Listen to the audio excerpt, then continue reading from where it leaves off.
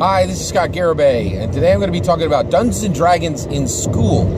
All right, so specifically, my position within this video is to say that I think it is a very bad idea for any American junior high or high school to approve of or facilitate a Dungeons and Dragons group.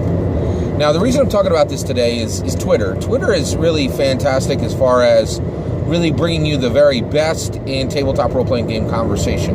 So I follow Wizards of the Coast, specifically, and I think what happened was one of the Wizards of the Coast design team said, hey, Wizards of the Coast Dungeons & Dragons team is bringing you an exciting new thing. You'll see it soon.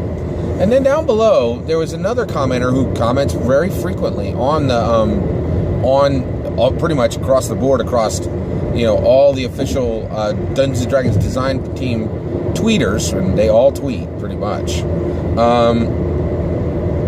said, oh, are you going to finally support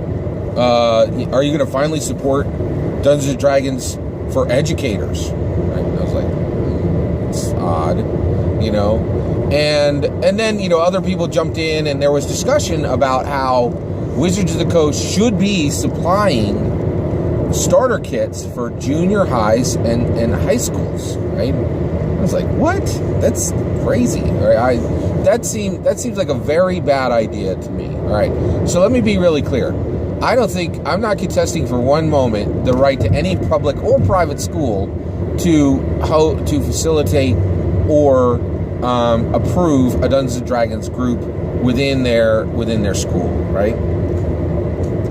Legally, they absolutely have the right to do it, right? There's not, and I don't contest the right for any or public private American school to approve or facilitate a Dungeons & Dragons group. I am saying I think it's a very bad idea for three groups. It's a bad idea for the students, it's a bad idea for the teachers, it's a bad idea for parents, and four groups. And it's a bad idea for the D&D community, and I think it's a bad idea for Wizards of the Coast, absolutely. And the reason why is, to me, Dungeons & Dragons is cool. Like, it is cool. There's just no two ways about it, right? And generally, everything that is in a school is not cool. And the reason why is it has a purpose. It has a purpose to educate you, to bring you out educated, right? And so everything in it has to be created so that it's accessible across the board, to any of the students that are in it, right? And generally that means it's mainstream, it's practical. Everything in there is mainstream and practical, right? And the best things that are in schools are mainstream and practical, right? And that's not Dungeons & Dragons. It's not mainstream or practical. It is incredibly impractical. It's quite niche, right? And one of the reasons why is it is cool.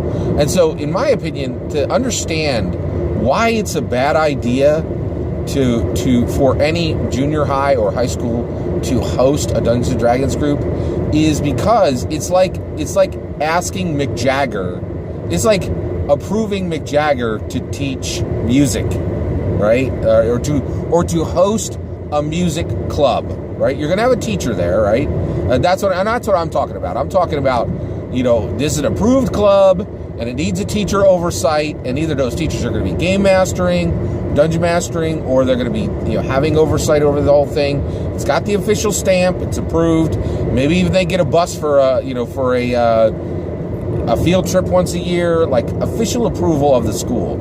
Kids sitting at the lunch table, playing a game by themselves. That's not what I'm talking about. I'm talking about the school has put its stamp on it. There's a teacher attached to it, right? Either directly dungeon mastering or overseeing dungeon masters, or a dungeon master or multiple dungeon masters, right? And I'm like, it's just fraught with problems, right? So, and the reason why is it really is, to me, it's like if you brought in Mick Jagger 40 years ago, to host, and he would be his 40-year-old age today. Let's say you brought in a 30-year-old Mick Jagger today to host a music group, a music club, an approved music club in school today, right? Well, Mick Jagger's Mick Jagger. He's cool, right? He's gonna, be thrusting his tongue out and gyrating, and to show how music is made. And he's going to go, here's how you write a song like I Can't Get No Satisfaction. And I think all the kids are like, what? This is just weird. And the reality and the reason why is Mick Jagger is, he's got, cool has replaced the blood in his veins. And Dungeons & Dragons is the same thing, right? The game, it has a monster manual, right? It is a book filled with creatures designed to kill player characters, right? And so, that's just 1/3 of the core books, right? And the reality is, in my opinion, and all of this is completely my sole opinion, right? Junior high and high school kids, one of the ideas within indie tabletop role-playing games, a new understanding of tabletop role-playing games, is the idea of the social contract, right? And there are a lot of designers who will say, when you sit down to a TRPG, there's a social contract, right? Well, teenagers, they haven't signed on to that social contract yet. They are very specifically often looking for places to rebel against the social contract, rewrite the social contract, all of that, right?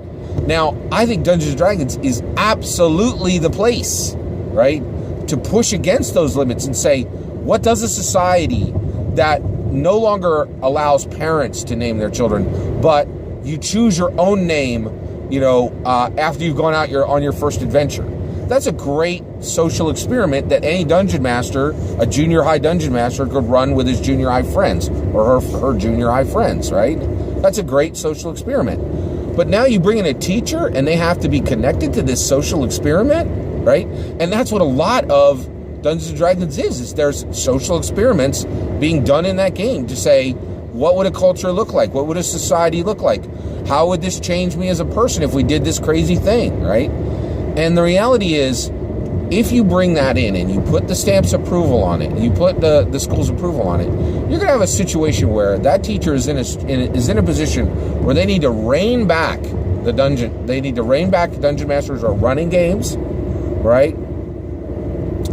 Or they have to oversee social experiments within the school, within the game, that really shouldn't be approved by the school, right?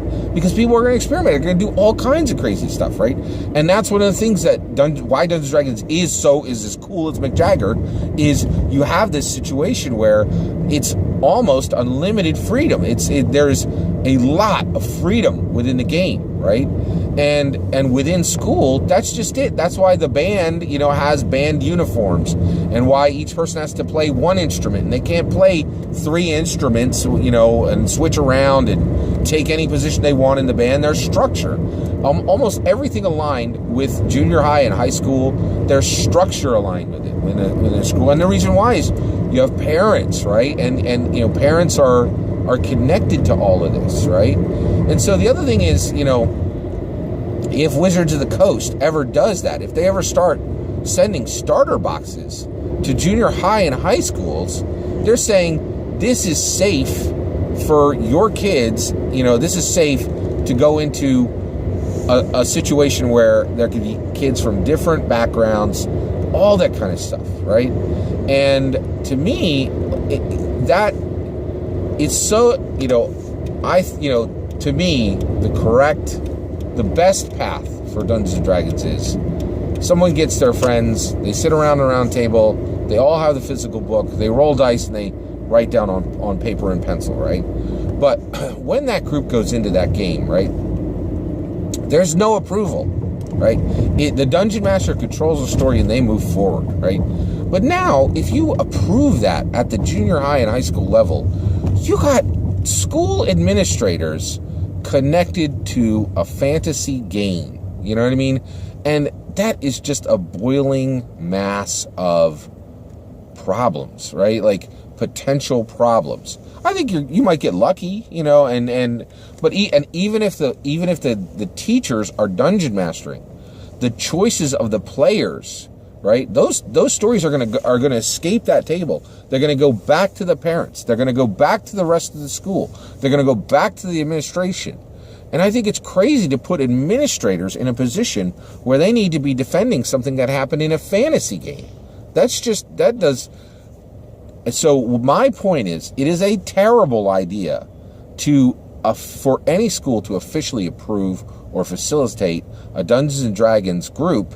And the reason why is, again, if somebody's like just coming on their property and they're playing a game, just as like if they had, decided to play Go Fish, right? That's not what I'm talking about. I'm talking about, they have shirts and the teacher is officially assigned, and this goes into the club roster, with all the other clubs in the school. It's just a bad idea, in my opinion, because it invites administration into a place where administration should never be, right? And so my point is, Dungeons & Dragons is just too cool for junior high and for any junior high or high school to approve it, right? The only way that would possibly work is if the oversight is so constrained that you put one of those students who's running in the game, they're feeling constrained when they're playing the game because they have to play it this way and not that way, it's too cool for school. It's literally just too cool for school. It has too much freedom and too much openness. And the other thing is, I feel like I want people to love Dungeons & Dragons for their entire life, right? And there's just nothing that gets people less excited, right? And just strips the joy out of something than it is than a school's approval of it, right? Like, it's just, it's like rock and roll, right? Like YouTube, U2, right?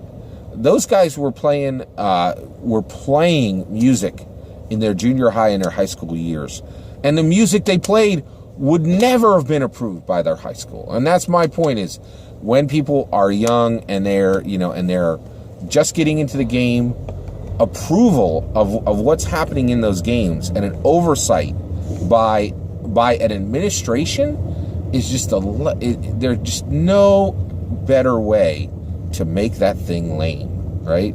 So I'm not saying that an approved, so that's my point, is I just feel like it's such a bad idea, right? And from what I've seen, Wizards of the Coast doesn't do this. They don't send starter kits to junior highs and high schools, and I think that's one of the reasons why, right? Now, one of the things that I want to be clear about is there, this tweeter was saying that Wizards of the Coast is doing something wrong for not sending out physical starter boxes, but the reality is Wizards of the Coast has been very generous with their game, right? And they have helped educators. If those educators, actually they didn't help educators, they helped everybody. There is a free version of the game available right now today, right? You can play Dungeons and Dragons for nothing, right? And that is out there not for educators. That's out there for everybody. So this has never been, I think Wizards of the Coast lack of direct support for educators generally is because they get this. Like, they have a very cool product that is not built for students. That's another thing, is this game was absolutely not built for students. This was, Dungeons & Dragons was built for 12 and up, right? So students could play it, but it was never, ever structured in a way where this was going to be, safe for school. Like, it was just never, ever its goal for any edition. And so the game fails at a goal that was never set for it by any creator, right? And so if I see an educator saying, oh, I want to bring in, and I get that you like Dungeons & Dragons and you want to share it with kids. I get that, right? But the reality is there's nothing you could do, in my opinion, that makes it more lame than getting the school to approve it and to supply boxes for it. And then, it just hurts my heart to think about a Dungeons & Dragons starter box being owned by a school, right? And just like, that just hurts. Like it's chalk or a blackboard. That is just, that's like taking a Mustang and tying ribbons in its hair. It's just, you cannot, there's just no better way to make a cool thing lame than to approve it, than to put any, junior high or high school's approval on it and connect the administration to that game. So I really feel like, Dungeons and Dragons, junior high and high schools, it's not a good mix. I really very much want junior high and high school students to play, but I want that play to come from their interest in the game, not any teacher calling them to the game, right? It just seems like a really bad idea. Now, if there's a teacher and they want to be reading a Dungeons and Dragons book on their lunch break or something, and somebody asks, oh, this is something I do on the weekend. And the more they keep it from those students, right, and the less they, they're like, this is for me, the more likely those kids are to follow and start their own groups and play in this. So I want junior high and high school kids to play Dungeons and Dragons like crazy, but not with an approval stamp on it. Like, it's antithesis of everything the game's ever. To me, it's not what the game was designed. It was a goal. The game was never designed to meet that goal of, this is going to be safe for school administrations to put in an approval check on it. So that's my take. Take care.